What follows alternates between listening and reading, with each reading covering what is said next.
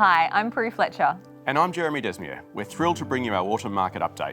So Jeremy, we've finished the first month of the autumn selling season and the first quarter of 2022.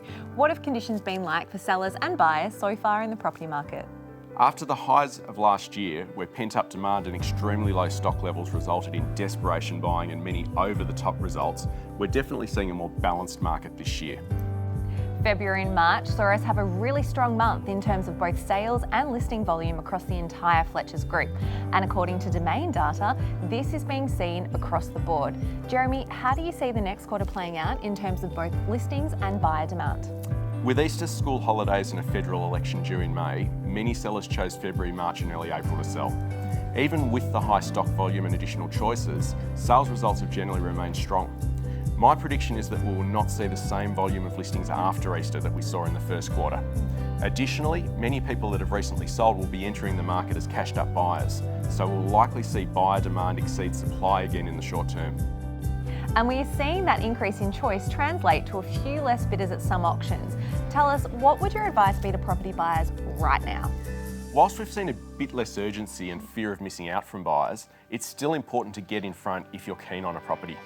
Even if a property passes in at auction, being the highest bidder is so vitally important so you secure the first right to negotiate. If you don't bid, you do risk missing out. Absolutely, and we've also seen an increase in the number of properties selling prior, so indicating your interest to the agent is important. And for sellers? Property sellers should be aware that the dynamics of the market are constantly changing. Aligning yourself with a professional agent and listening to their advice based on what is happening right now has never been more important. This year we are less hindered by COVID restrictions and we're seeing the benefits of the reopening of international borders.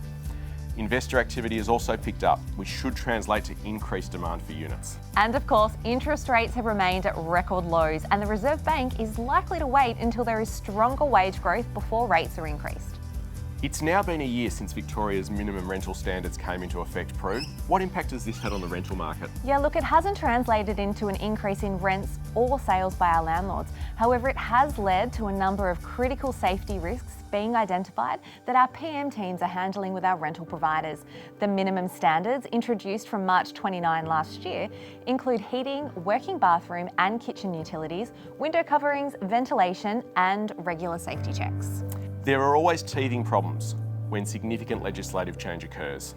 The real estate industry is currently calling for increased clarity from the government around some of the requirements, as well as better communication and education for rental providers. And all in all, it has been a big start to the year in property and we're looking forward to the rest of the autumn.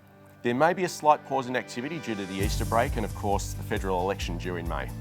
We hope that you all have a wonderful Easter break and look forward to updating you again in winter. Bye for now.